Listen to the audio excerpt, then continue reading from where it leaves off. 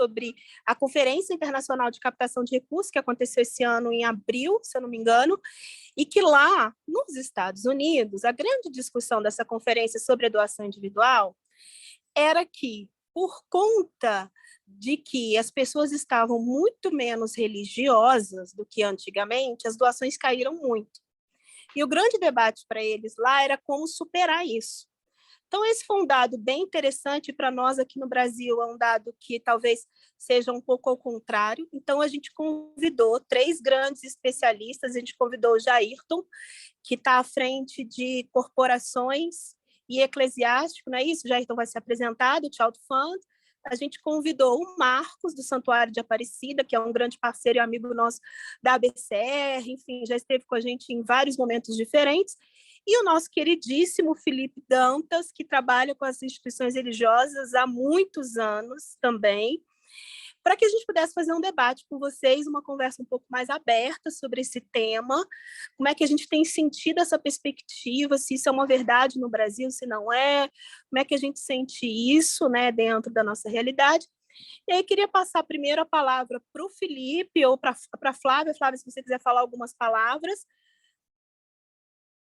e passar para o Felipe, do GT Indivíduo, do GT Religiosas, para fazer também uma pequena fala no início, e aí passar para os nossos convidados, além de se apresentarem, também trazer um pouquinho desse debate, como é que enxergam isso, por que enxergam na experiência de vocês, será que a pandemia, que esse era o debate lá nos Estados Unidos, que a pandemia deixou as pessoas distantes da religião, descrédulas dos seus cultos ou das suas crenças, e com isso, né, se afastaram de fato da doação. Esse era o grande debate que eu ouvi lá, e quando a gente falou isso na nossa conversa na BCR, a gente falou, poxa, nós vamos fazer um debate aqui no Brasil, entendendo se é verdade isso, enfim.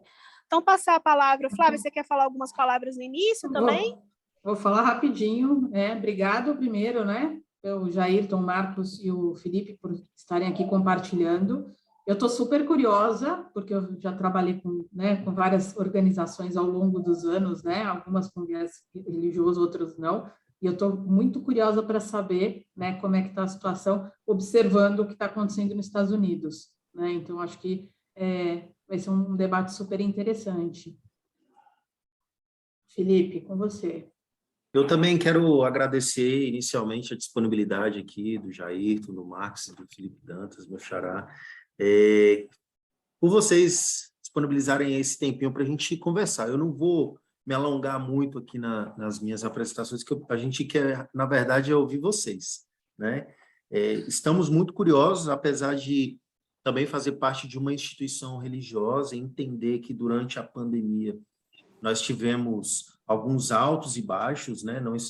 Acho que ninguém estava preparado como qualquer outra instituição, mas estamos aqui para ouvir e entender um pouco mais essa complexidade da fé, da religião, né, propriamente dita aqui, e também das doações que a gente tem, que são direcionadas. Hoje, trazendo, acho que a pesquisa, inclusive, feita lá nos Estados Unidos e também aqui no Brasil, a gente sabe que pelo menos 30% das doações são destinadas às instituições religiosas. Então, para a gente ter essa visão de que ou ela está subindo ou ela está descendo, a gente vai tentar trazer uma direção. Eu vou tentar ajudar nessa mediação, colocando aqui, direcionando o nome das pessoas que vão estar falando. Pode ser assim? Para a gente facilitar. Vou pedir para o Marcos, que já está com o microfone aberto, faça sua apresentação e se já quiser trazer uma palavrinha para nós. Tá vendo? Eu deixei o microfone aberto. Eu já comi essa bola logo de cara, viu, Felipe? Bom, boa tarde, Felipe. Boa tarde, Ana, Flávia. É uma alegria estar aí primeiro, né, sendo lembrado por vocês para poder fazer uma partilha. Eu acho que sempre que a gente tem a oportunidade de trocar algumas ideias, né, isso é muito válido. A gente vai fortalecendo, vai aprendendo, né, e isso é muito bom. Então, boa tarde, Marcos, também aí para os dois colegas. Oi. Eu não sei se é o seu microfone, não sei se é só para mim que está dando essa interferência. Acho que está dando um chiado no seu microfone. É só no meu aqui ou no de vocês também, gente? Tem chiado. Tá dando... Sim. Está com chiado aqui no meu microfone, é isso? Quando você fala, está Sim, dando uma... sim, no seu microfone. Pode ser na hora que eu estou respirando. Melhorou ou não? Não, parece que é alguma interferência eletrônica mesmo. Parece que tem alguma coisa. Talvez, se você tentar falar com o microfone aberto, talvez para nós seja melhor, não sei. Espera aí. Tá vendo? Eu fui o primeiro a abrir o microfone, mas acho que eu vou ser o último a falar com vocês, porque eu vou ter que testar algumas coisas aqui ainda. Deixa eu verificar uma coisa aqui, pessoal, só um minuto. Então, podemos ir para o Jairton? Pode ser, Jairton? Enquanto o Marcos... Pode, pode sim. Vocês estão conseguindo me ouvir ou o chiado também persiste? Porque senão aí não é nada com o Marcos lá. Legal, legal. Bom, primeiramente eu quero agradecer esse convite para poder passar esses minutos aqui com vocês, compartilhando um pouco da nossa experiência. Eu acho que eu também estou curioso, tanto quanto aqueles que disseram que estão curiosos, eu estou também curioso para saber o que vocês, as outras organizações estão fazendo e, de maneira mais especial, eu queria talvez seria um bom começo para nós se alguém pudesse compartilhar qual que é essa pesquisa lá dos Estados Unidos, poder trazer assim para a gente, já que ela foi mencionada mais de uma vez aqui, desde que a gente está nesse aquecimento, eu acho até que para a gente ter um nível de comparação seria interessante saber a partir de onde que veio essa curiosidade do segmento brasileiro ou da nossa captação brasileira à luz daquilo que está acontecendo lá nos Estados Unidos. Mas eu queria só me apresentar dizendo que eu sou o gerente de desenvolvimento de negócios do Child Fund Brasil. A área de desenvolvimento de negócios, ela abarca tanto a área de corporativo, de institucional, de governamental, mas também do segmento eclesiástico. Nós não chamamos de segmento religioso, mas de segmento eclesiástico, porque neste momento o nosso relacionamento ele tem sido prioritariamente, ou é aquilo que a gente está fazendo no momento, não significa que a gente tem exclusividade para esse segmento, mas a gente hoje tem atuado nas parcerias com o público cristão evangélico do Brasil. Então, toda essa área está debaixo da área de desenvolvimento de negócios e vai ser um prazer poder compartilhar um pouquinho com vocês daquilo que a gente tem aprendido e ainda tateando, né, tem tateado nesse mercado e nesse segmento de captação tão importante do Brasil. Depois, se alguém tiver uma pergunta mais específica, pode fazer também. Pois não, Ana, já reconheci sua voz. Eu queria só pegar a palavra para falar da pesquisa, porque eu estou no celular agora, eu não consigo, eu acho que eu tenho ela salva lá no computador, mas foi a Bloomberg, é Bloomberg, acho que é isso. Não, Flávia, me ajuda eu confundo o nome do software. Não é Bloomberg, enfim. Blackbaud. Eu sempre confundo a Bloomberg com a Blackbaud. Não sei que eu faço isso na minha cabeça, mas porque a tem uma outra consultoria também, Boomerang, talvez, e dá para confundir mesmo. Esse povo todo que, mas é a Blackbaud. Eles fizeram uma pesquisa, tá? Eles fizeram quando agora antes de ir para Las Vegas, que foi em abril, acho que eles fizeram de janeiro a março, uma pesquisa dentro da database deles. Eles são um dos softwares mais utilizados para a guarda de informações de doadores de um monte de organizações dos Estados Unidos, tá? Não só de religiosas, de organizações como um todo. E eles apresentaram isso lá na IFP, e dentro de, eu guardei a pesquisa, e dentro de um dos gráficos apresentados por ele, falava dessa queda. Eu lembro do gráfico como uma queda brutal em termos da religiosidade das pessoas e da doação. Então, eles fizeram uma comparação sobre isso, de acordo com os dados que eles tinham lá. Então, é claro que eles são muito grandes, mas eles fizeram isso dentro da database deles, e fizeram essa apresentação. Fizeram, por exemplo, tinha outros dados lá, não referentes a só esse nosso tema. Então, e lá eles apresentaram de que eles tinham um comparativo de que as pessoas estavam mais afastadas da religião e, com isso, doavam menos para as organizações. Mas não eram organizações religiosas, eram organizações como um todo. E aí, porque acho que o que eu entendi lá dessa pesquisa, isso é um tema longe para mim, mas que a religião sempre foi uma puxada das doações nos Estados Unidos. Então, que eles estão vivendo um momento atípico relacionado a isso, e que talvez todos os tipos de chamadas tinham relação a isso, alguma coisa nesse sentido, e que eles estavam se revendo, porque isso não tinha mais o apelo, porque as pessoas se afastaram das igrejas, dos cultos, enfim, das práticas, qualquer que seja a religião lá. Eles até falaram, enfim, não tinha uma prática específica. Não tinha nem assim, se era afastado da católica, da protestante, não tinha esse gráfico, tinha religiosas como um todo. Mas depois eu compartilho com vocês, porque a pesquisa é grande, tem outros temas lá dentro, ela não é específico só da religião. Mas esse ponto específico chamou a atenção da gente, e aí para a gente poder debater um pouco, acho que é isso. Então, eu só puxei a palavra, Felipe, para poder responder, tá? Tá, então, assim, no que você está resumindo, essa pesquisa, ela denuncia tanto a queda da religiosidade das pessoas e também a queda das doações advindas desse público que era religioso e que não tem se tornado tão religioso mais. É isso, né, Ana? Exatamente. E como eles têm uma facilidade muito grande de soltar pesquisas online lá, isso é outra coisa também da Black Belt, então eles também fizeram, e aí tem esses comparativos. Então, eles tinham esse comparativo de que, de fato, tinha uma ligação uma coisa com a outra. Legal, obrigado pelo esclarecimento. Felipe, faça as honras. Bom, eu também agradeço aqui a oportunidade de estar com vocês, o convite da Ana, da Flávia, do meu xará Felipe Salles. Eu sou de uma consultoria chamada Giving, agência Giving, e tenho trabalhado muito com organizações religiosas, porque aqui no Rio de Janeiro eu já trabalhei na Rádio Catedral, que é a rádio da Igreja Católica aqui do Rio de Janeiro, como coordenador de captação dos amigos da rádio e do departamento comercial também, e já trabalhei com inúmeras outras organizações enquanto consultoria. Então, sempre no segmento católico, ajuda a igreja que sofre, uma organização que pede doações para a igreja que está em necessidade em diversos países do mundo, para o Seminário Arquidiocesano aqui do Rio de Janeiro, a Pastoral do Menor do Rio de Janeiro também. Já fiz um trabalho para o site Aleteia, para a Fazenda da Esperança, aí perto do Marcos, em Aparecida.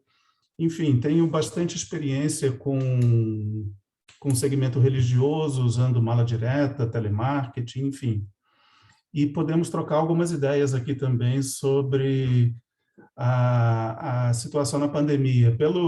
Já começando um pouquinho, pelo que eu vi, isso que a Ana falou, né, de que o fator religioso sempre foi uma puxada muito grande para as doações. A gente sabe disso, de que as grandes religiões, né, o cristianismo, o islamismo, o judaísmo, e mesmo no Oriente, o hinduísmo, o budismo, têm preceitos de que os fiéis devem ajudar os outros, devem doar uma parte do seu tempo, da sua generosidade, e mesmo dos seus bens, para a religião, para o bem do próximo. E aqui na nossa realidade, sempre o cristianismo sempre pregou, né? O ajudar o próximo, repartir o pão. Então, isso é uma coisa que, nas pessoas que têm esse sentimento religioso um pouco mais profundo, esse mandato, assim, como uma espécie de dever de ajudar. Então, eu acho que isso realmente, quando a causa tem esse aspecto, esse apelo mais religioso, ajuda bastante na questão das doações. O que eu tenho visto é que quando a gente faz uma campanha com o apelo, o aspecto religioso, e outra campanha que tem um apelo apenas filantrópico ou beneficente, enfim, a diferença de resultado é bem marcante. É isso que eu tenho visto. Agora, sobre a pandemia, e depois a gente poderia entrar mais em detalhes, aí eu deixo aí para o Marcos falar, se é que o microfone já está bom aí, Marcos. Eu tô com o plano B agora, tá? Tá com chiado esse? Não? Tá legal? Eu tô com o plano B. Se precisar, eu tô com o celular ligado aqui do meu ladinho, viu? Tá perfeito, tá muito bom. Que bom. Bom, Jairton, satisfação, viu? Felipe também, os Filipes, né? Ana, Flávia, mais uma vez, obrigado aí pelo convite. É sempre uma alegria poder participar aí de algum bate-papo ou de alguma iniciativa aí promovida pela BCR. Então, eu estou à frente do Santuário Nacional na diretoria de marketing e negócios aqui da casa, já tem 13 anos, e dentro desse escopo de trabalho também está toda a área nossa de relacionamento e de captação de recursos com os doadores nossos aqui da casa, né? E, assim, essa perspectiva que que a Ana, né, provocou e trouxe dessa pesquisa lá fora, tal, eu dediquei um tempinho hoje na hora do almoço, de forma rápida, então me perdoe se algum dado aqui vier atravessado, tá? Mas exatamente para tentar levantar alguma pesquisa lá de fora que pudesse falar um pouquinho ou trazer uma correlação entre a pandemia, o Covid, né, esses últimos 2 anos, e a questão da religiosidade e a questão até mesmo das doações. Ou do próprio comportamento, né, das pessoas. Um dado que me chamou muita atenção, tem uma pesquisa que é daquela Pew Research Center, que eles vinham fazendo um tracking, né, de 2018, 19 e aí agora a mais recente aí pegando o ano de pandemia 2020, mas de 18 para 19 eles estavam percebendo que nos Estados Unidos estava realmente crescendo o número de pessoas que diziam estarem sem religião ou se distanciando da sua religiosidade, né? Isso é um dado interessante. O que é essa pesquisa agora, que é a pesquisa de 2020 em relação a 2019 traz, é que, curiosamente, começa a reverter a curva. Então, assim, as pessoas que estavam se distanciando da religiosidade, em virtude da pandemia, começaram a se aproximar dela novamente. Inclusive, tem um dado que é bem legal, depois eu posso até partilhar o link aqui com vocês, um dado bem legal que fala assim, que os americanos, 28% da base toda pesquisada falou que, inclusive, a pandemia fortaleceu a religiosidade deles.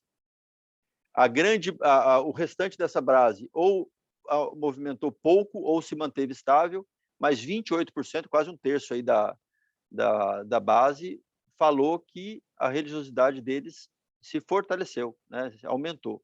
Então, é um dado que também eu acho que é um contraponto para essa vertente, né? Falando aí que as pessoas tiveram realmente um engajamento maior, que é um pouco que o próprio Jairton e o Felipe já começaram a externar, né? Dessa proximidade da pessoa, né? Do ser humano com relação no momento de aflição, no momento de dificuldade, ter o seu senso solidário também mais aflorado, né? Isso, a religiosidade também eu acho que veio nesse mesmo tom. Então, aí também dando um primeiro olhar, e depois a gente pode partilhar algumas questões aí com relação tem uma outra pesquisa. Posso aproveitar o gancho? Posso? Teve um relatório também, esse é uma pesquisa que eu procuro acompanhar anualmente, eu não tinha visto ainda essa edição de 2021, que é aquela pesquisa da Giving USA. Não sei se vocês já tiveram acesso, se não, é uma pesquisa super bacana, a Giving USA 2021, que ela também traz um contraponto em cima desse retrato aí que a Ana partilha, que fala o seguinte, nesse resultado, mostra que as doações para as obras de caridade em geral, elas cresceram 5,1% no geral, tá? Tiveram segmentos que cresceram mais, cresceram 9%, quase 10%, mas o de religião também cresceu na ordem de 1%. Então, ficou abaixo da média geral, mas cresceu também nesse período. Então, não teve uma retração, né? Talvez a retração possa existir se a gente considerar aí talvez uma inflação no período, né? Eles até fazem um pouco dessa analogia, né? Mas também as doações com a relação à religião, segundo esse estudo, ela teve um crescimento. Então, também é um outro dado aí para a gente poder começar essa discussão. Não, é muito relevante trazer essas outras pesquisas, porque a gente não fica refém somente, né, de uma linha de raciocínio, né, digamos assim. Eu trago também uma reflexão dentro da nossa base de dados aqui, das doações que nós tivemos dentro do nosso, dentro aqui do nosso principal meio de pagamento recorrente, que as doações no tempo de pandemia, elas cresceram, né? E o gráfico ele foi bem expressivo, porque essa questão das instituições religiosas, eu também entendo que ela não é a palavra certa, né? A questão de credibilidade, eu acho que essa não é a linha, mas as pessoas às vezes se associam pela questão da sua fé, por saber que ali é uma questão que está relacionada àquilo que ela acredita, e às vezes ela se identifica mais fácil para contribuir.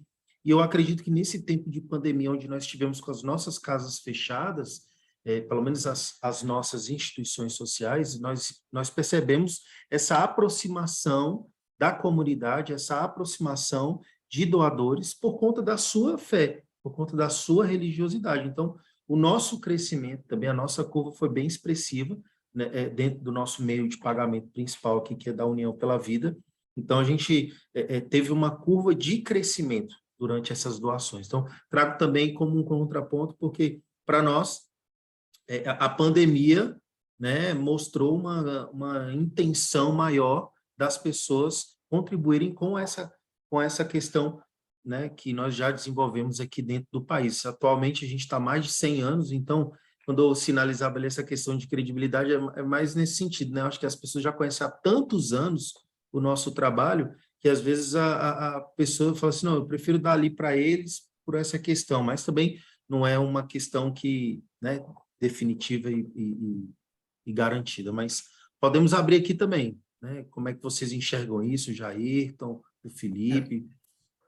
Se eu puder falar um pouquinho sobre esse tema, eu acho que a gente tem dois temas paralelos aqui, né? Um é a questão da queda do engajamento religioso, que sociedades como a americana e europeia já vem passando há um tempo bem mais longo do que no Brasil. Uma vez eu ouvi alguém dizendo que, isso foi final da década de 90, que os Estados Unidos sempre prestavam muita atenção ao que acontecia na Holanda, especialmente em Amsterdã. Que o que acontecia em Amsterdã, ele iria acontecer no intervalo de 10 anos, no máximo, nos Estados Unidos. Então, a Holanda ela sempre foi bem mais avançada em questão de usos, costumes, o próprio engajamento das pessoas com a religiosidade. Então, olhar para a Europa sempre foi um referencial para o que iria, algum tempo depois, acontecer nos Estados Unidos. E nessa mesma época, eu ouvi alguém dizendo que, e 10 anos depois do que acontece nos Estados Unidos, ou um pouco menos, vai acontecer no Brasil. Eu acho que esses intervalos eles diminuíram. Eu acho que eles estão bem menores. Então, a evasão das pessoas lá dos Estados Unidos ou da Europa, do movimento religioso, que já está consolidado isso na Europa e que já é forte também nos Estados Unidos, ele começa a dar sinais aqui no Brasil. Há uma pesquisa que, infelizmente, eu não anotei, mas eu acho que o novo censo ele vai nos mostrar isso, de que talvez o grupo que mais cresceu nessa última década, ou nesses últimos 12 anos, diferentemente de censos anteriores, que o número dos evangélicos, os cristãos evangélicos, era o grupo que talvez mais cresceu percentualmente em relação ao censo anterior, esse novo censo vai mostrar que o sem religião talvez tenha sido o grupo que mais tenha crescido, porque antes era uma evasão grande da Igreja Católica que acabava indo para o cristianismo evangélico. Hoje, a gente tem pessoas que estão saindo do cristianismo católico e do cristianismo evangélico e se tornando pessoas sem declararem uma religião. Então, eu acho que esse é um fenômeno que já começou na Europa, já se consolidou nos Estados Unidos e que está chegando também no Brasil. Então, essa é uma coisa. A outra coisa, e eu não sei também, talvez, a relação entre elas, é a questão da doação do público religioso. Eu acho que o fato da evasão das igrejas ou do movimento religioso, seja ele qual for, está crescendo lá nos Estados Unidos, obrigatoriamente isso não é um impulsionador da queda da doação do público religioso. Talvez esse público continue doando, só que ele já não doa mais com a etiqueta de ser religioso, porque nos Estados Unidos a cultura da doação ela é muito forte, ela é muito intensa, ela é incentivada, ela é algo que está no DNA desse povo. O povo americano, para quem o conhece, sabe, ele é realmente um povo generoso. Eles têm uma facilidade maior da doação do que a gente encontra aqui no Brasil. Então, a queda, talvez, da doação lá, talvez seja diferente da nossa. Porque na nossa experiência aqui do Child Fund, nesse período, já concluindo o meu pensamento, nesse período da pandemia, nós percebemos o seguinte: nós temos 2 segmentos de captação, o eclesiástico e o secular. Nos 10 meses de pandemia do ano de 2020, o primeiro ano da pandemia, nós tivemos um crescimento no segmento eclesiástico de 21% da doação ou da nossa captação de receitas. Enquanto no mesmo período, o nosso segmento secular também teve um crescimento de doação, só que menor, de 9%. Então, o segmento eclesiástico, 21% no ano de 2020, o segmento secular, 9%. 2021, quando a gente já tinha um arrefecimento maior da pandemia, as vacinas chegaram, já começamos a ter uma certa abertura, ambos os segmentos não caíram, mas eles tiveram um crescimento muito pequeno, de apenas 1,5%. Então, eu penso que qual foi, talvez, o fator? No segmento eclesiástico, as ações movidas pelos nossos parceiros eclesiásticos, naquele tempo de confinamento, ele foi vital para que a nossa arrecadação crescesse. Então, foi uma ação baseada, talvez, nos influenciadores, que são os pastores, que são os líderes eclesiásticos, que nos ajudou a levantar. Quando o apelo para cestas, para as doações únicas, extras, ele caiu, porque houve uma abertura, as pessoas voltaram para o mercado para trabalhar, o que aconteceu foi que a gente, então, voltou à regularidade daquela captação de recorrência que a gente tinha antes, e aí os 2 segmentos ficaram iguais. Então, desculpa eu ter me alongado, mas se depois a gente tiver outras oportunidades, aí eu conto mais um pouco.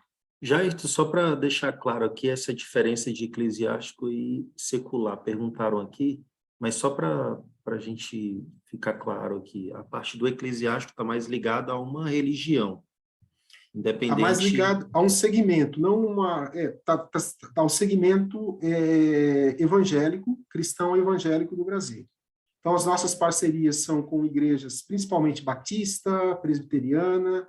A gente agora também tem com a Igreja Assembleia de Deus, mas a gente tem uma ação que é feita nas igrejas, mas nós temos também uma organização, uma agência de marketing digital que tem uma captação e uma linguagem e estratégias focadas especificamente também nesse público. Lembrando de uma coisa, que o Child Fund não é uma organização religiosa, tá? Deixando bem claro isso, a gente não capta usando a definição, ou mesmo usando a nossa identificação como sendo uma organização religiosa.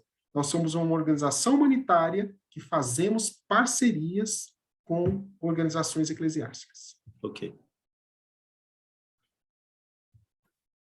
Felipe, com a palavra. Então, a minha experiência com os meus clientes aqui é que realmente no começo da pandemia foi um certo baque, um baque para todo mundo.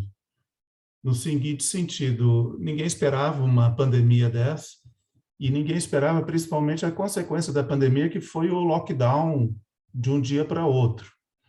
Então, na semana seguinte, nenhum templo, nenhuma igreja, nenhuma paróquia abriu, não havia mais culto presencial, né?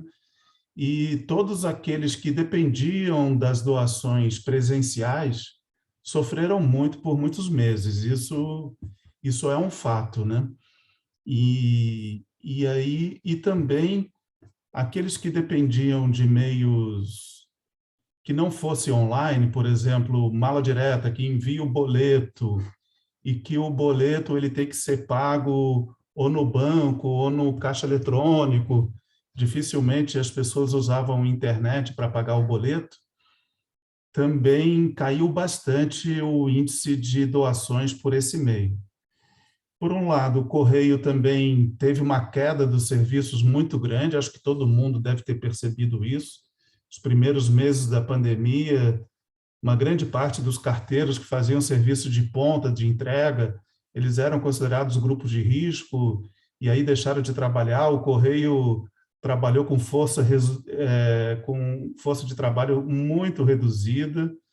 Então, eu mesmo aqui em casa recebia cartas de 3, 4 meses acumulado. Foi um período assim bastante difícil para quem dependia desses meios, ou presencial, ou eu falo mais da mala direta.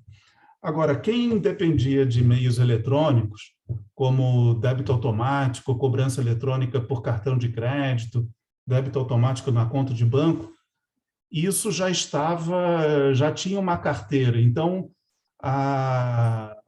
o baque e a queda não foi expressiva. Isso continuou com a erosão normal que há em todos os meses. Quer dizer, era preciso apenas ter uma fidelização um pouco maior.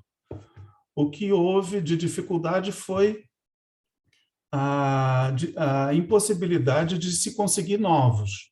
Então, todo mundo que dependia de face-to-face, por exemplo, ficou completamente paralisado durante a pandemia. Todo mundo que dependia de visita presencial ou ao templo ou à casa das pessoas para pedir a doação automática pelo débito, isso também ficou muito comprometido. Mas a carteira que já estava fidelizada pelos meios automáticos e digitais ou cartão de crédito ou débito em conta, isso continuou bastante. Então, ficou um aprendizado muito grande, né? E um desafio para as pessoas fazerem essa transição digital, passar do presencial para o automático, o online. A gente sabe que em determinados setores ainda existe uma certa resistência. Vou pedir o cartão de crédito. Isso está sendo... a colaboração, as pessoas estão... tem alguma resistência. As pessoas mais religiosas veem esses meios como sendo um pouco de uma certa deterioração da religiosidade, enfim, que a gente está com interesse, existe essa resistência. Mas se não houver essa transição digital, eu vejo que as pessoas vão perder muito. E aí, a partir do momento que se abriu um pouco mais os templos, se abriu um pouco mais o culto, as doações voltaram ao normal. Eu não vejo uma queda do panorama anterior. A partir do momento que o Correio também regularizou seus serviços, eu vi todos aqueles que usavam mala direta, eu vi que eles retomaram o nível de doações anteriores. Evidentemente que o país passa por uma crise, ultimamente carestia, o aumento do custo de vida, isso também é um desafio para as doações, né? Então, algumas pessoas têm alegado a questão de crise para suspender ou para doar menos, mas, por outro lado, queria compartilhar com vocês uma experiência que eu fiz com a Ajuda à Igreja que Sofre Internacional. Eles aproveitaram o tema da pandemia para conseguir leads e conseguir novas doações no digital. Então, eu fiz para eles uma recompensa digital, um e-book, né? Então, 2 e-books, um sobre... no segmento católico, nós temos a Nossa Senhora de Lourdes, que é a padroeira dos enfermos, dos doentes. Então, eu fiz um e-book sobre a história de Nossa Senhora de Lourdes e como a gente podia rezar para ela pedindo saúde, pedindo para que todos os enfermos dessa época de Covid fossem confortados, enfim. E teve um resultado muito bom de captação de leads e depois o funil de vendas e de doação. A pessoa baixa um e-book e depois começa a receber notícias, e-mails e outras solicitações. E um outro e-book foi sobre o terço, né? O Rosário pela Saúde do Mundo. Então, a Ajuda à Igreja que Sofre Internacional lançou esse e-book, essa campanha, e foi muito bem sucedida também, coletaram muitos leads digitais, mas aí eles já foram para o digital. Eu acho que essa transição digital também é um grande desafio para o público religioso. Até porque, né, o nosso público, o religioso, é um pouco mais... O doador já é um pessoal um pouco mais idoso, né? E o religioso, eu acredito que seja mais idoso até do que o doador normal. Tem um padre aqui no Rio de Janeiro que ele sempre brinca, assim, né? Eu entro na igreja e vejo assim, aqui estão as ovelhas do Senhor, todos aqueles cabelinhos brancos, né? Então, ele brinca, assim, como que dizendo que as senhoras de mais idade, mais idosas, é o público preferencial do religioso e também de doador. E durante a pandemia, esse público mais idoso era um público de risco, foi quem ficou mais assustado com a pandemia, com o lockdown, e quem não saía de casa para ir ao templo ou não tinha dificuldade com os meios digitais e também tinha dificuldade de ir ao banco, uma lotérica, para fazer a doação. Então, realmente, 2021 teve uma grande queda, um grande baque nesse segmento com os meus clientes aqui. Não sei o Marcos lá em Aparecida, qual foi a experiência dele. Então, Felipe, eu até convido vocês a fazer uma imersão, vamos fazer um exercício aqui de imersão naquela realidade que a gente passou em março de 2020. Imaginem o seguinte cenário que a gente estava, né, aqui no Santuário Nacional. O Santuário Nacional, como todos conhecem, né, uma referência da religiosidade católica do Brasil, a casa da padroeira do país e assim por diante. A gente recebe, em média, em torno de 11, 12 milhões de visitantes aqui todos os anos, e de repente, do dia para a noite, foi decretado uma pandemia e depois, logo na sequência, um lockdown. O estado de São Paulo, aqui a gente acompanhou de perto, né? A gente viu como é que foi isso estabelecido, e pela primeira vez na história, o Santuário Nacional ele se viu praticamente com as suas portas fechadas, né?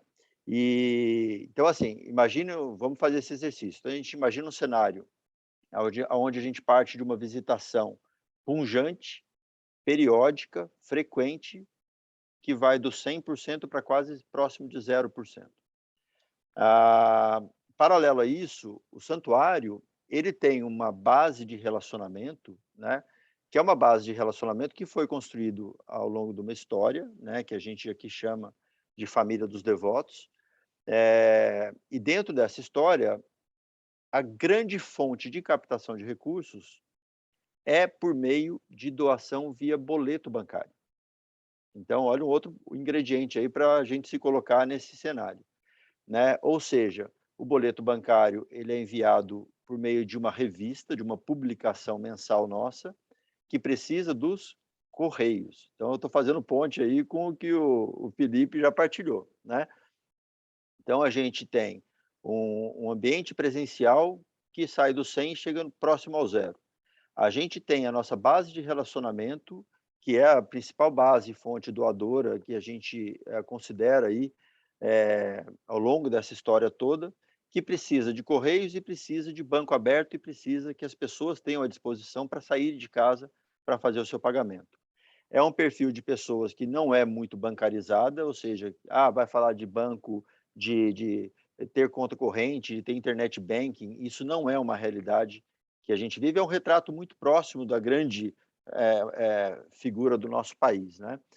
Nem todo mundo tem acesso, tem conta corrente, tem internet banking, assim por diante. Paralelo a isso, a pandemia, ela traz um medo enorme para todos nós, ela traz um aumento da ansiedade para todos nós, e ela traz um grau de incerteza em todos os aspectos. E aí a incerteza para nós também, enquanto instituição, isso no momento foi crítico. Eu falo que foi um sofrimento grande nos primeiros meses, principalmente no primeiro mês, para saber assim o que vai acontecer dentro desse cenário todo. O santuário, para todo mundo ter uma ideia, o santuário tem quase 2.000 colaboradores. Como fazer para manter uma folha de pagamento nessa ordem de grandeza? É um desafio gigantesco, né? Imagina isso.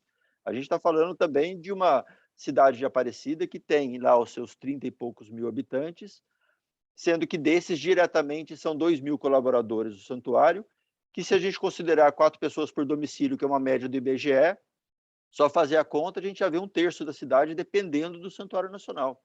Quando a gente não olha para fora e vê o setor hoteleiro, o setor de bares e restaurantes, o comércio em geral, que aí eu já falo para vocês que é 98% da cidade que depende efetivamente dessa realidade nossa aqui.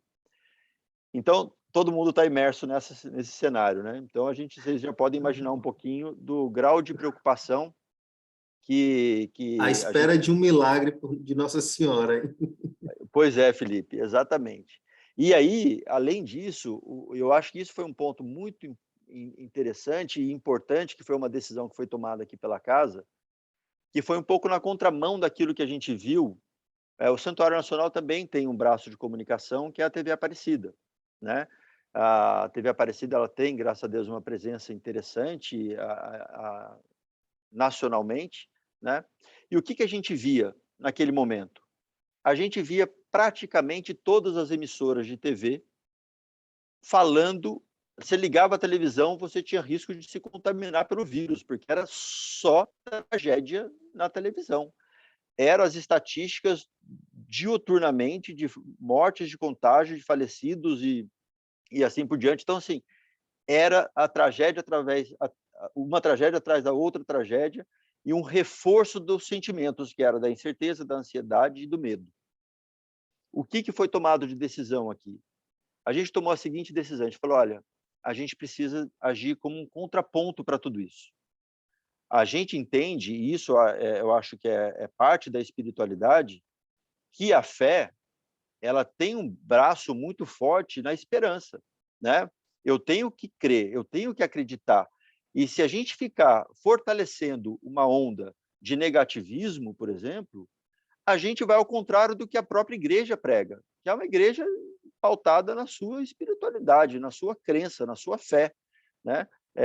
E aí a TV Aparecida foi muito providencial, porque naquele exato momento tomou-se uma decisão, até mesmo por circunstâncias de não tinha mais programa ao vivo, não dava para trazer convidado, ninguém podia sair de casa.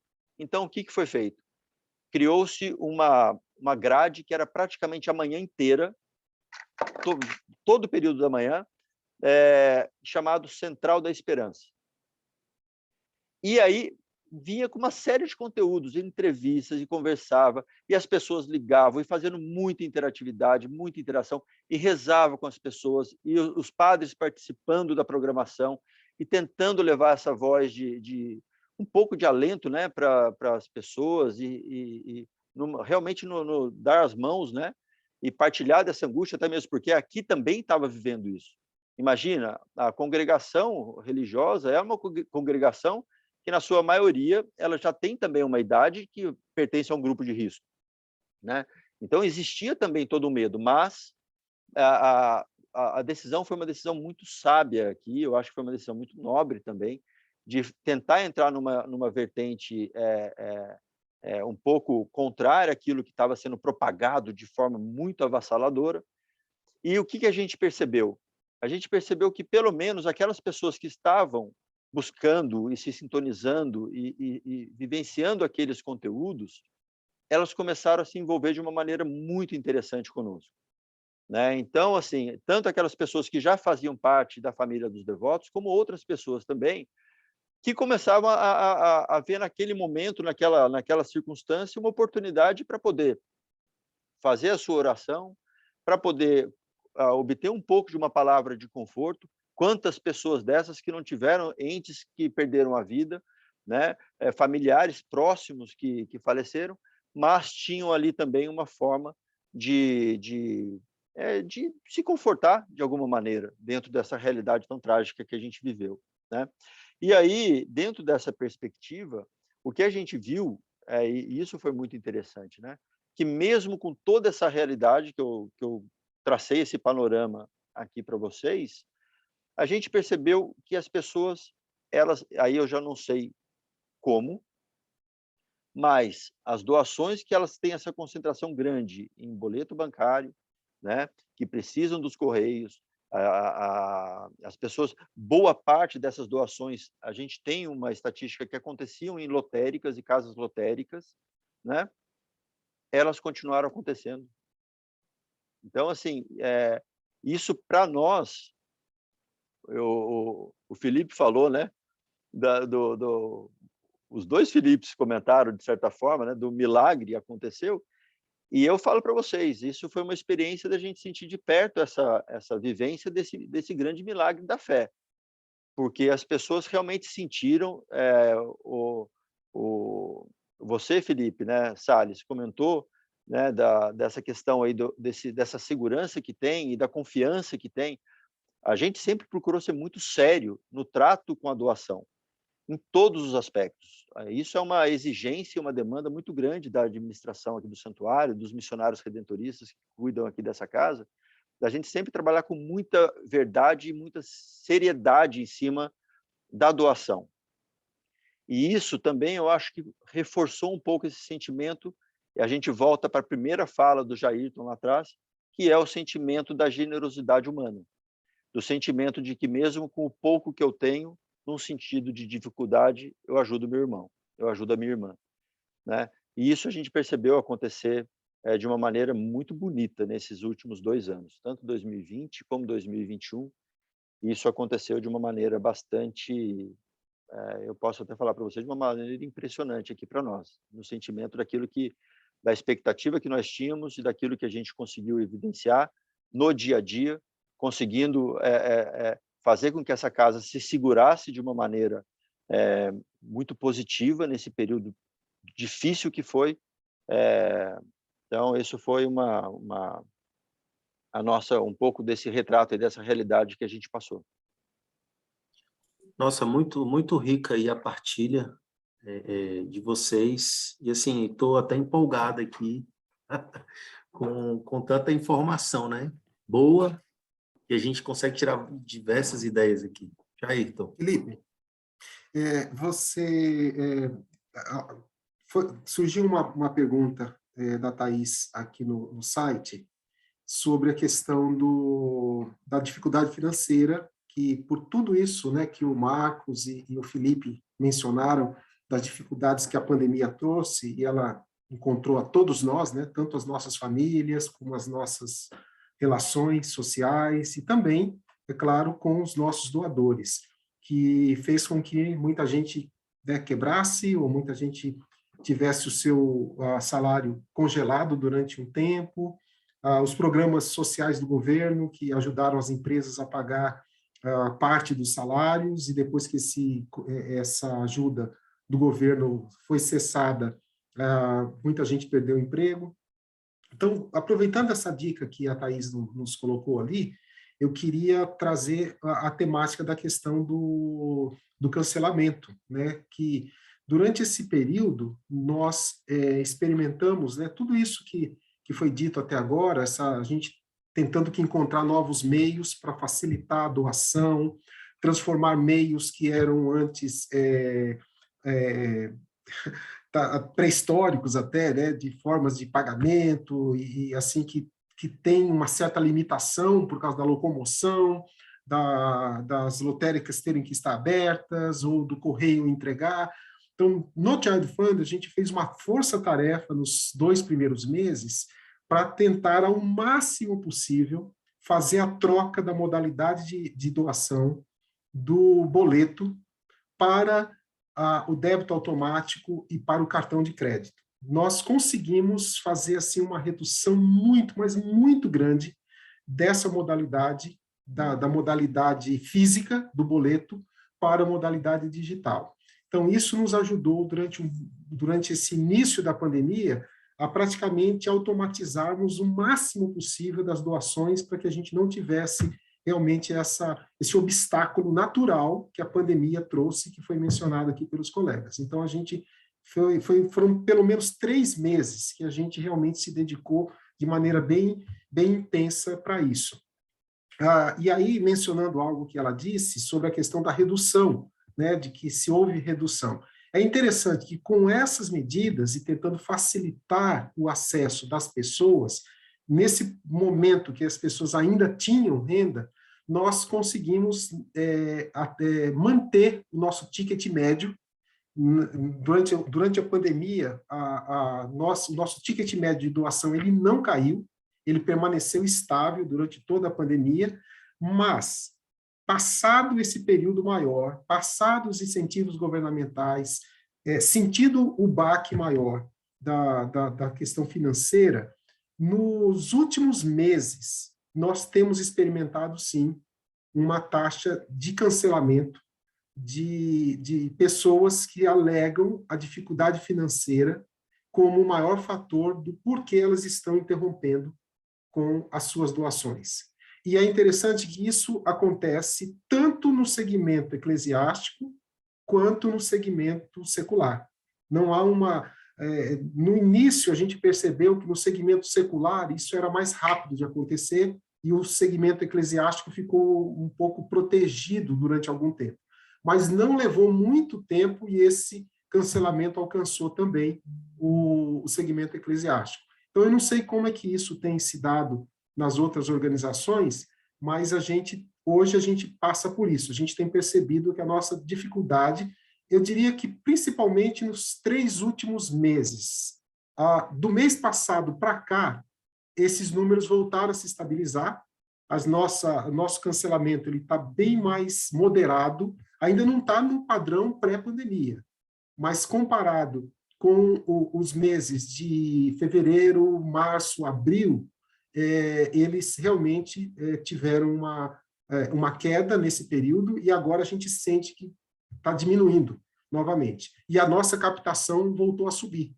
Né? Nós tivemos um mês de maio muito, muito bom e parece que o mês de junho vai ser melhor ainda do que o mês de março. Então, isso tem nos trazido algum ânimo. Mas eu não sei se essa dificuldade aí na ausência, no cancelamento, na diminuição das contribuições foi experimentada também pelas outras organizações aí presentes aqui na nossa reunião, nosso tempo juntos. Podem ficar à vontade aí. Felipe já abriu o microfone, Felipe? Para os meus clientes existe, bom, eu acredito que para todo mundo, né, existe uma erosão, uma queda natural de uma carteira de doadores, né?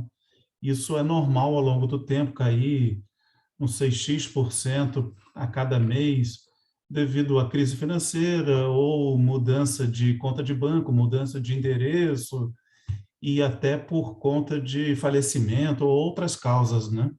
Isso já existe uma erosão natural que faz parte do esforço de fidelização, né? A gente manter aqueles que já são doadores e também o esforço de conquistar pelo menos novos para repor aquela queda natural que já existe.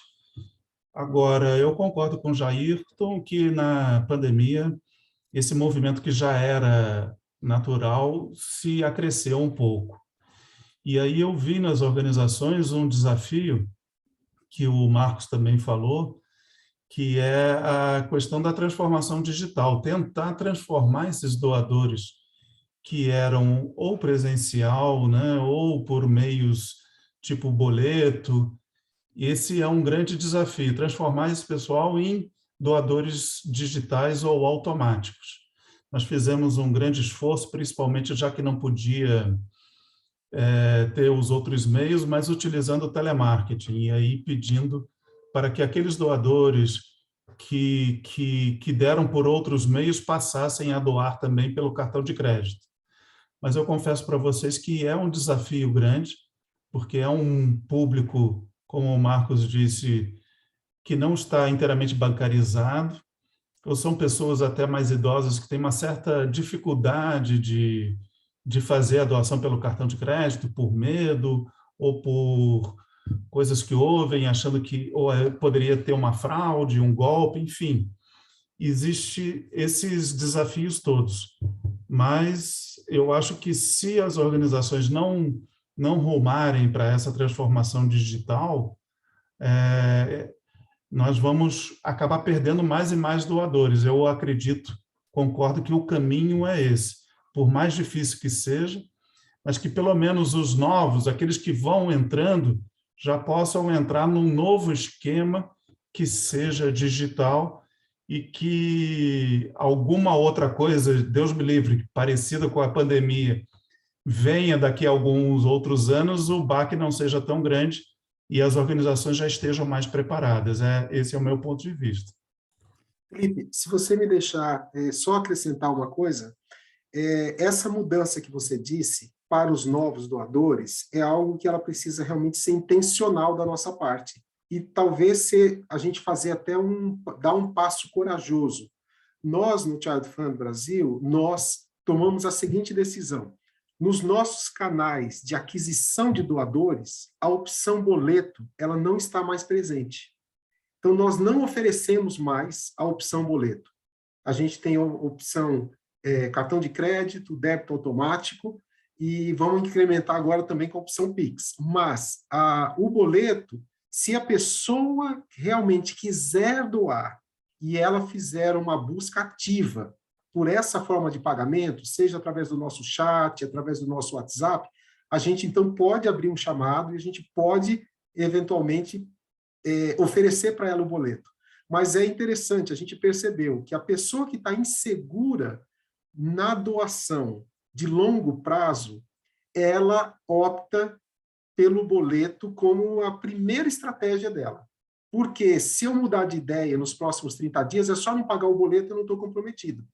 Mas a gente trabalha, a gente não oferece mais isso. Claro, se houver um contato e a pessoa realmente quiser doar, explicar a situação, se a gente não conseguir trazê-la para os meios digitais, aí a gente aceita o boleto. Mas já sabendo que há uma grande chance dessa doação não se efetivar.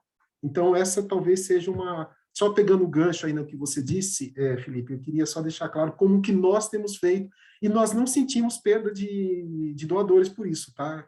A gente percebeu que as nossas doações, elas têm continuado entrando normalmente, apesar da gente não oferecer o boleto. Ô, Jairton, Felipe, aqui no Santuário, eu comentei com vocês, não sei se eu disse o percentual, mas mais ou menos 90% das doações nossas são realizadas via boleto bancário. Então, dá para se imaginar essa dimensão, né? Existe, sim, da mesma forma, né, uma preocupação grande de fazer essa migração acontecer, e a gente já vem se esforçando para isso, a gente já tem o Pix, a gente já tem o débito automático, a gente está colocando o crédito recorrente para aqueles que se colocam nessa possibilidade, mas pelo perfil de público, eu vejo que assim, esse é um grande desafio realmente que a gente tem aí para o horizonte. A Thaís, eu vi que ela colocou duas perguntas aqui, né? Uma lá atrás que eu vou resgatar, mas ainda pegando carona na questão da crise econômica. A gente hoje, o prognóstico que eu vejo, né, e aí eu ouso fazer, é o quê? A gente passou pelo período da pandemia, Então, o sentimento da solidariedade que foi aflorado, no meu ponto de vista, ele aconteceu, e isso eu quero crer que foi para todos os segmentos do terceiro setor. Isso deve ter acontecido. Pelo menos a própria Giving USA, ela retrata isso de uma maneira muito clara, né? A pandemia, as pessoas foram generosas na essência, o que é muito bonito de ver. Eu vejo que agora a gente está num momento que aí sim é um momento que começa a vislumbrar para o horizonte, talvez alguns pontos de atenção. Qual ponto é esse? A pessoa ela passou pelo momento da solidariedade, do olhar o outro, de compartilhar, de dividir aquilo pouco que ela tinha, mas agora ela precisa realmente retomar a vida. E o retomar a vida é o olhar para si, olhar para sua família, olhar para sua realidade. E dentro dessa perspectiva, a gente tem que entender um pouquinho esse cenário que essas pessoas estão. Então, a gente está num cenário hoje, olha que coisa maluca, né? Onde o poder de renda dessas pessoas, isso não só Brasil, a gente vê isso no mundo inteiro, mas quem nunca ouviu falar a palavra inflação ou nunca conviveu com esse problema fora do Brasil, hoje em dia está com o cabelo caindo, né? Tá ficando desesperado.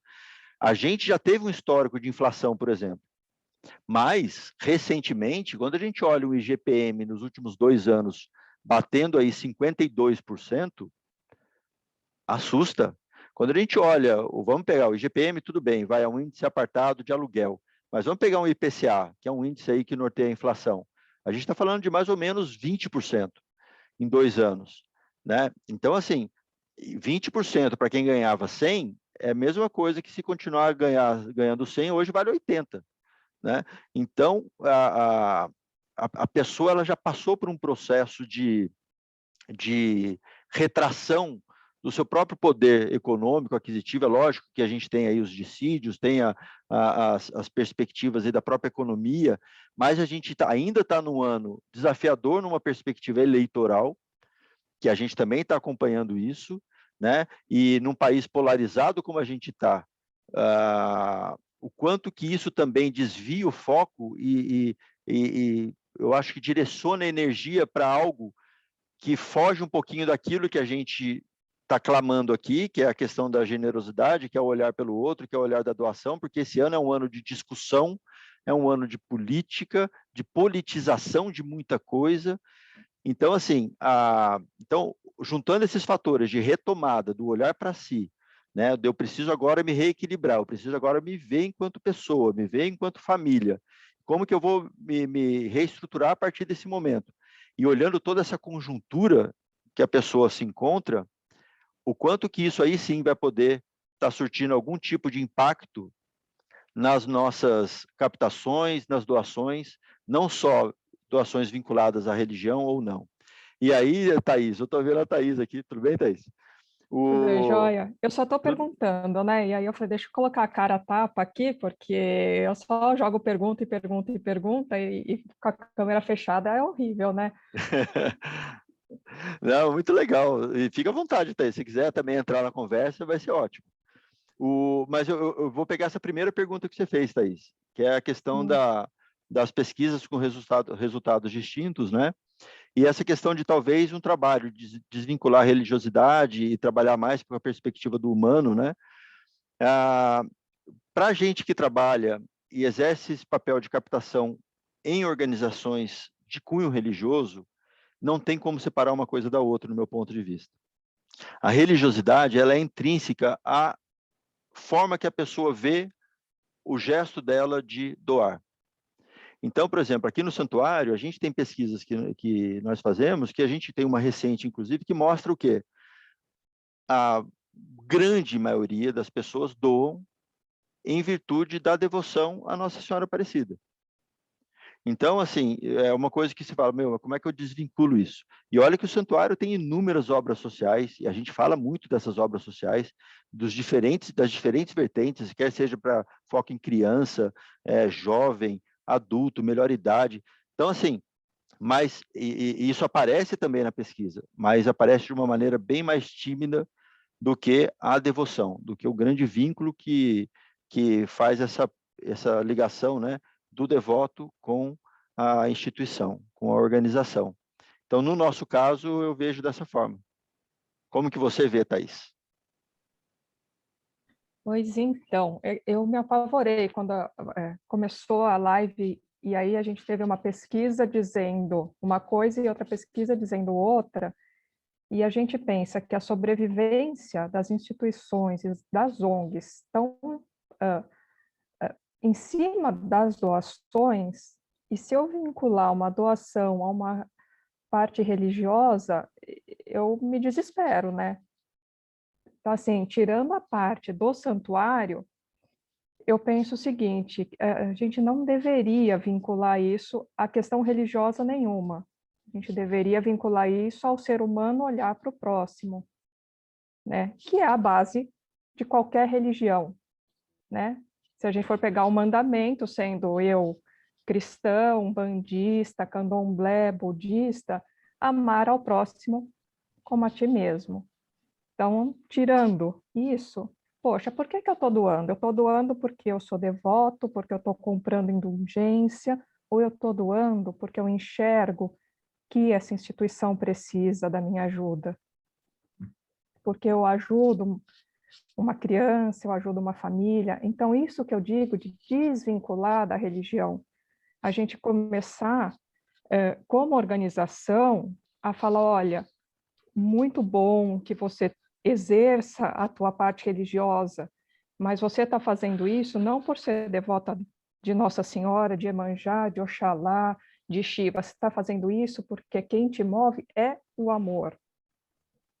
Você entende onde eu quero chegar? Eu acho que a gente está assim, ó, a um caminho longe de fazer isso. E não pode depender da religião, uma doação por uma causa dessa. É isso que eu enxergo. É lógico que a religião ela facilita, porque a religião traça o caminho desse amor, né? Traça o caminho dessa esperança, tal. Mas eu não posso depender. A gente deveria, como ser humano, entender que isso está além de religiosidade. Mas você sabe que Além eu do acho... que diz. Não, eu acho que é uma reflexão muito bacana que você traz.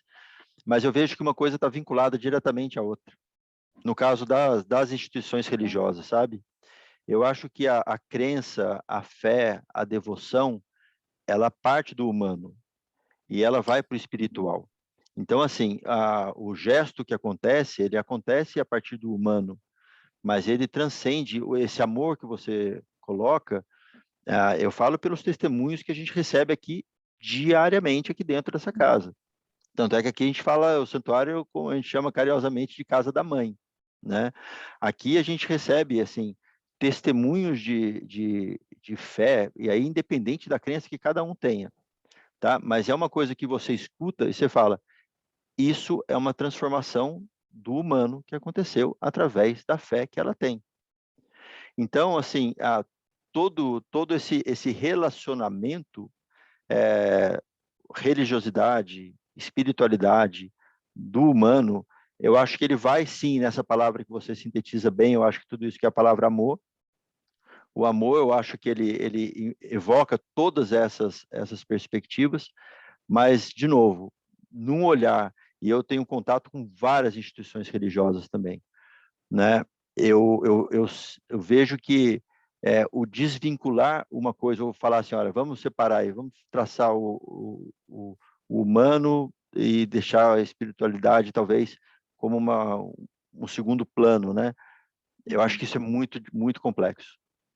Sim, em nenhum momento vai ser fácil, né? É. Eu não sei nem se a gente chega a ver ainda a turma que está aqui na sala, se isso acontecer, se a gente consegue ver isso. Mas Eu vou Se eu só... puder, Pode, rapidinho, tá, Jair? Eu só queria só sinalizar para vocês que a gente ainda tem 15 minutinhos tranquilo para a gente falar à vontade aí, tá? Só legal. Não, para deixar o eu horário queria, certinho. eu queria, em primeiro lugar, agradecer a Thaís por ter aceitado o convite para aceitar essa live, né? A gente divulga as coisas no Instagram e tem uns amigos assim que eles acreditam, né? Que é para vir mesmo, e vem, né? Então, pô, Thaís, muito bom que você está aí, imagina, né, com a gente. eu sou a pessoa física que estou aqui, quero contribuir, né? E Não, não é, legal, legal.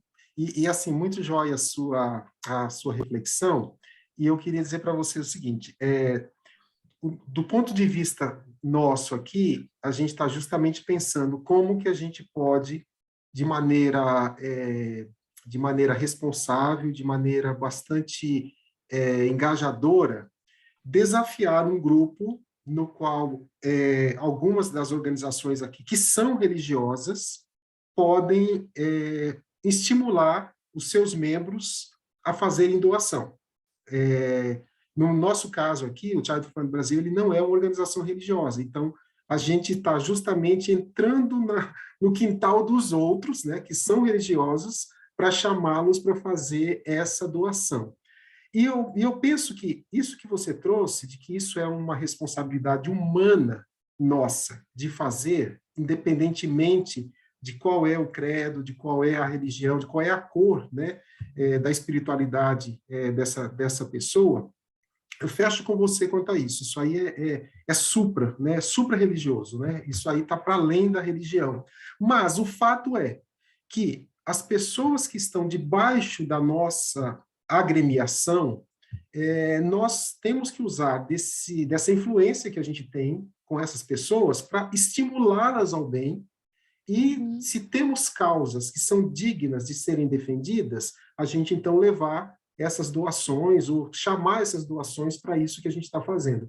E um exemplo disso que eu queria mostrar, que ele é supra-religioso, é uma ação que foi feita pelo Esporte Futebol Clube, lá de Recife, que eles têm uma campanha, que é uma campanha de doação de órgãos. E o título da campanha é assim: pelo esporte tudo, até depois de morrer. E era justamente uma campanha de doação de órgãos, e mostra, assim, na campanha deles, dentro das chamadas, pessoas que receberam o coração, a doação do coração, tiveram transplantados no seu peito o coração de um outro torcedor que torce para o esporte.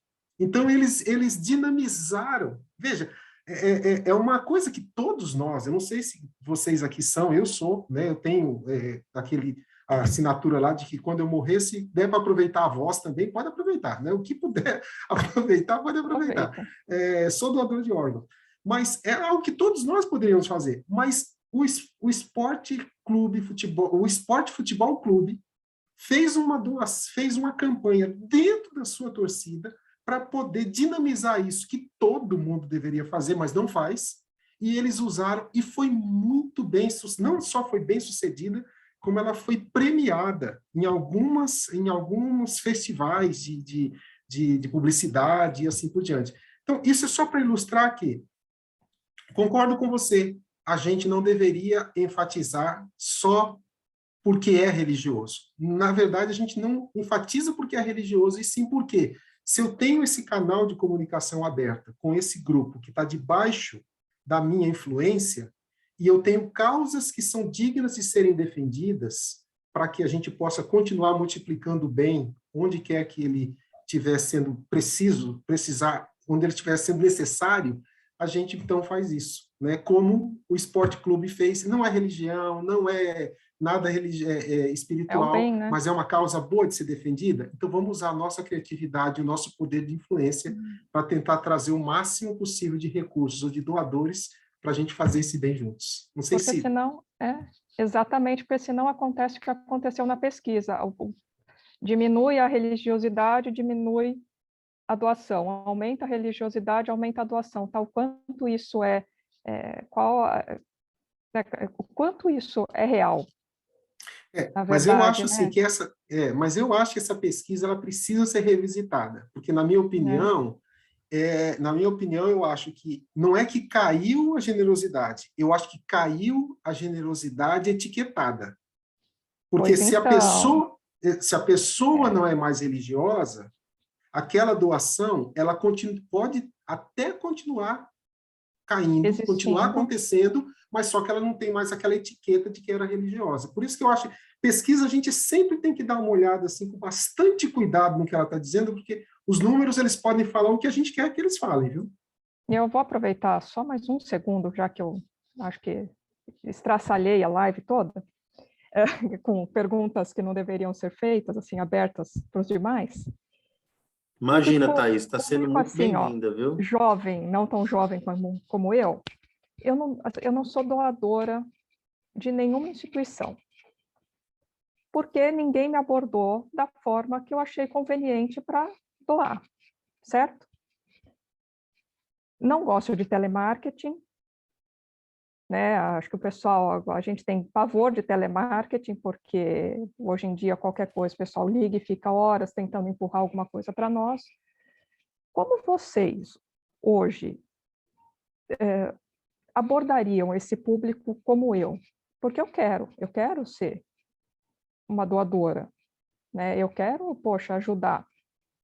Mas como a gente faz para confiar? Como é que é o retorno? Porque tem um público como eu, que a gente tem um capital legal na mão e está aí, né? Podendo investir, podendo participar, independente de qual for a parte de religiosa. A Regina me perguntou se eu sou de alguma instituição religiosa. Não sou de nenhuma instituição religiosa. Eu sou um bandista, tá? Mas eu queria saber, assim, qual a estratégia de vocês hoje para atingir esse público? Porque nós somos questionadores, né? Eu muito mais porque eu sou auditora, e aí qualquer coisa que cai no nosso ouvido, a gente puxa um relatório e tem que fechar o círculo. Então, assim, poxa, como é que vocês chegariam na gente? Eu prometo que eu não falo mais, vou fechar até o microfone. Eu posso Por favor. falar? Deixa eu Por completar favor. aqui. Peguei o gancho do Jairton, Thaís, ainda para responder a pergunta anterior. Ele falou do clube de futebol, né? E o futebol, do esporte, cada um tem o seu time, futebol é principalmente paixão. E tem uma certa correlação com a religião também, tanto que a gente fala que futebol e religião a gente não discute, né? Cada um tem o seu. E tem essa questão da segmentação, que em captação de recursos é muito importante. Você está falando com o seu segmento, você saber para quem que você fala, qual que é o seu nicho. E assim como o esporte fez essa campanha, eu tenho certeza que um torcedor do Náutico ou do Santa Cruz, para pegar a realidade lá de Pernambuco, que tem uma rivalidade até regional, ele talvez queira doar para outro torcedor no Náutico, ele queira doar para outro torcedor do Santa Cruz, mas ele vai doar para o torcedor do esporte, talvez ele não se sinta tão confortável assim. Então, a gente sabe que para um dos principais motivos para doar é o sentimento de pertencimento a um grupo. E isso o esporte dá muito, né? O futebol dá muito, e também a religião também dá muito esse sentimento de pertencimento a um grupo, de que você faz parte daquele segmento, que você faz a diferença. Então, só para completar a pergunta anterior, sobre a questão dos jovens, a gente sabe também que o jovem ele está num ciclo de vida, né, que ele ainda não tem muita disponibilidade financeira para doar. E que a gente sabe que ele, depois de que sai da faculdade, tem o primeiro emprego, ainda está duro, aí ele vai conseguir a casa própria, ele casou, vai ter as despesas, vem o filho, e todos os estudos mostram que os doadores são aqueles que têm uma certa disponibilidade financeira para doar. Então, quando os filhos já estão formados, já saem de casa, e aí, então, por isso que coincide com as pessoas um pouco mais velhas. E tem até um autor americano, que eu li o livro dele, mas não me lembro o nome, não dá para citar aqui agora. Ele até fala com aquela franqueza que os americanos sempre são muito notórios. Ele diz assim: você que é doador jovem, espera eles crescerem, espera eles ficarem velhos, porque normalmente o jovem não doa. O jovem ele participa do movimento, ele faz muito trabalho voluntário, mas doação não é muito a característica dele, né? Então eu queria falar só sobre esses dois pontos. Agora, sobre o como fazer pessoas doarem, né? A Flávia Lang está aqui, a Ana também, todos sabem que um dos principais objetivos da BCR é incrementar e incentivar a cultura de doação no Brasil. E uma das principais respostas, né, que as pessoas dizem, por que você não doa? Uma das principais respostas é essa. Não, porque as pessoas não me pedem, nunca me pediram. Então, é um incentivo, e uma das missões da BCR é incentivar essa cultura da doação. E aí existem as mais diversas causas, que utilizam os mais diversos canais. Existe o canal Face to Face, né? A Flávia Lang é especialista nisso, aquelas pessoas que vão nas ruas pedir a doação para diversas causas. Existe o canal DR TV, que é anúncios na televisão, a gente vê grandes organizações como Médicos Sem Fronteiras, o Comitê Internacional da Cruz Vermelha, ActionAid. Essas grandes organizações usam bastante esses canais. Existem os canais digitais, pela internet, propaganda nas redes sociais, que várias organizações usam também. E existem os canais mais tradicionais, né? Como o Marcos falou, da mala direta, do telemarketing. Pode ser que pessoas como a gente sejam refratárias assim, a um telemarketing. Eu mesmo, quando vejo que é telemarketing, eu também não costumo atender. Mas é um canal que, apesar dessa resistência de certas pessoas, ainda produz muito resultado. E a relação custo-benefício ainda é muito boa. E certo tipo de pessoas ainda atendem e ainda respondem. Então, a gente tem que fazer um exercício para saber que, às vezes, aquilo que para mim não funciona, mas para outras pessoas funcionam. E a gente tentar se encontrar dentro desses diversos canais, essas diversas ONGs, organizações e causas que fazem pedido, qual aquela que eu me identifico mais.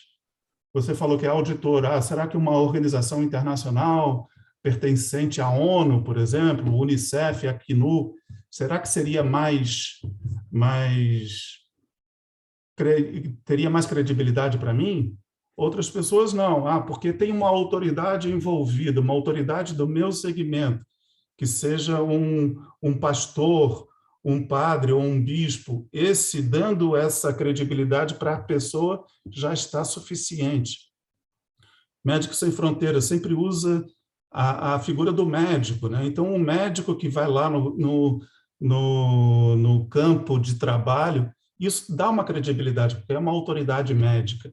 Então, cada segmento também a parte de autoridade e de pertencimento, isso é muito importante na captação de recursos. A gente tem visto isso lá na BCR. Então, não sei se respondi todas, se ajudei a responder as perguntas, mas fica aqui uma colaboração. Muito bom, obrigada. Posso completar? Posso completar, Felipe? Pode Para a gente sim. já fechar, eu sei que a gente já está na hora de fechar, eu já vou só fazer poucos comentários e fechar. A campanha que o Jairton mencionou é incrível, eu ponho ela várias vezes na minha aula, até porque essa coisa do pertencimento, e Felipe, você falou, o Náutico não vai querer doar, na realidade o que eles falam lá imagina, o meu coração vai para o do Náutico, então o cara é torcedor do Náutico, mas ele tem um coração, né, um coração esqueci do outro time. Então, eles fazem a jogada. Do esporte. Do esporte. A campanha é incrível, né, porque ela joga exatamente com isso, exatamente como você falou, né, essa paixão, né, das pessoas. Eu acho que teve vários pontos incríveis que vocês colocaram, que eu acho que talvez dê para a gente dar uma resumida, mas essa coisa de olhar para o doador, né? Então, como é que você faz a vida do doador ficar mais fácil para ele continuar doando? Como é que você automatiza os meios de pagamento? Como é que você olha qual é o momento do doador agora, para ver qual é a conversa que você vai ter com ele, porque eu acho que isso é uma coisa muito importante. Não é só o caminho que você chega no doador, mas qual é a comunicação que você faz com ele e quando, né? Então, por exemplo, talvez o mesmo pedido de um telemarketing, ou a comunicação telemarketing, ela é diferente daquela que vai para a rua, que é diferente daquela da mala direta. É lógico que ela pode ter ser o mesmo assunto, mas como você faz essa conversa para você engajar essa pessoa e você trazer ela para participar, ela é diferente, né? Então, por exemplo, eu sempre falo, né, eu dou muita aula, né, sobre vários meios de como é que a gente faz a aquisição de doadores, né, como é que a gente traz, eu falo assim, tem gente que não gosta de telemarketing, tem gente que odeia o face-to-face, eu faço face-to-face ali, eu dou pelo digital, mas eu faço face-to-face, o meu canal de preferência digital sempre foi, há 20 anos eu dou pelo meio digital, mesmo quando as pessoas não acreditavam e tinham medo de colocar o cartão, eu nunca tive, né? Mas eu acho que isso varia muito de pessoa para pessoa. E aí, como o Felipe falou, você tem que encontrar o grupo para o canal certo com a comunicação certa, né? E juntar tudo e olhar o doador, né? Então, qual é o momento daquela pessoa? Como é que você vai conversar com aquela pessoa para que ela entenda, né? E se junte a nós, né? Então, quando você falou de desvincular, eu fico com dúvidas dessa coisa de desvincular, porque a gente sabe que a religião, ela fortalece esse vínculo, né? Então, sim, pode subir, pode descer, etc., mas pode ter alguma oscilação, mas o que eu também vi em outras pesquisas, que não são essas da religiosidade, aquelas organizações que continuaram investindo, né, nos seus programas de aquisição, que continuaram investindo, que repensaram a sua comunicação, então, o que o Marcos falou, né, ele repensou como é que ele ia se comunicar com esses doadores, né, então, que fizeram esse trabalho, que é nossa lição de casa, elas cresceram. Aquelas que mantiveram tudo igual da mesma forma, não olharam para outras coisas, não repensaram nem os seus canais de aquisição e nem a sua comunicação, que mantiveram, tipo, tudo igual, elas perderam. Então, não necessariamente, né, aquilo que o Jairton falou, a gente tem que olhar essa pesquisa de doação, porque será que toda essa mudança foi feita, né? Então, se 90% dos doadores doam por boleto, eu tenho certeza que o Marcos não conseguiu transferir todo mundo que doa para boleto para cartão de crédito. Então, pode ser que tenha tido uma perda ali, né? E ele pode ter ganhado em outro lugar. Então, como é que é esse processo? Então, na hora que a gente olhar essa diminuição, como é que está sendo feita essa análise? Porque tem este processo que também tem que ser analisado. Talvez não é exatamente a questão da religião que derrubou a doação, pode ser como é que faz essa atualização, né, a modernização dos caminhos, ou não, ou neste momento não dá para fazer, tem um caminho a ser seguido que ainda vai levar tempo, né, porque não dá. Então, eu acho que tem ainda várias questões, né, que a gente tem que refletir para entender melhor, né, qual é esse caminho. Mas eu acho que essa coisa de olhar o doador, passamos 3 minutos e a gente tem que fechar. Não, mas foi só para a gente fazer esse fechamento mesmo. A Ana falou assim, fala lá com o Felipe para vocês fazerem o fechamento junto. Acho que isso resume um pouco do que o Felipe falou, do que o Marcos falou, do que o Jairton, do que o Felipe, né? Eu acho que todo, né, se a gente pensar um pouco de tudo, pensar, né, ou repensar na comunicação, repensar nos meios de aquisição, pensar, né, como é que você faz o pagamento automático, né? E dar uma olhada nisso, né? Esses são linhas que precisam ser analisadas. Isso, para mim, já estou fechando pela parte do GT de indivíduos. Só agradecer mesmo aqui a presença de cada um de vocês, tá? E suas perguntas foram muito bem-vindas, viu? Sinta-se em casa, participe mais conosco. Obrigada. O Marcos, o Jairton, o Felipe, gente, não tem nem palavras para agradecer. A gente pode até marcar para a gente, né, tomar um café da BCR, que normalmente a gente fala aqui, né, para a gente explorar mais, para a gente falar mais sobre temas diversos, né? Pelo horário, pode uma cerveja, né, Felipe? Não pode? Ou não? Pode uma cerveja também. Já. Esse horário já pode. Bom, mas mais uma vez, obrigado. O GT de indivíduos e o GT também de instituições religiosas está aberto aqui para vocês. Qualquer canal da BCR que vocês mandarem mensagem, eles passam um link do WhatsApp para vocês acessarem o grupo e a gente consegue explorar mais conteúdos como esse junto com todos vocês. Tá bom, gente? Obrigado mais uma vez. Super obrigado um abraço. pela presença. Obrigado, gente.